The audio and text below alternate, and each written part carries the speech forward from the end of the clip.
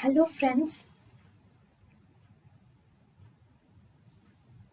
welcome to Creative Medicine. In this lecture, we will learn about Prions are best killed by.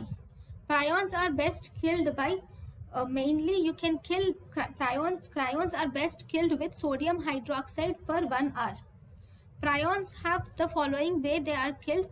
They can be killed with 0.5% hypochlorite. Prions can be killed with 0.5% of hypochlorite for 2 hours, or they can be killed with sodium chloride 1 normality for 1 hour, or they can be killed with autoclave. The temperature for cleaning prions is 134 degrees Celsius for 1 to 1.5 hours.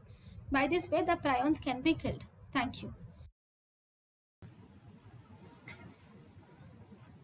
thank you and thank you for watching.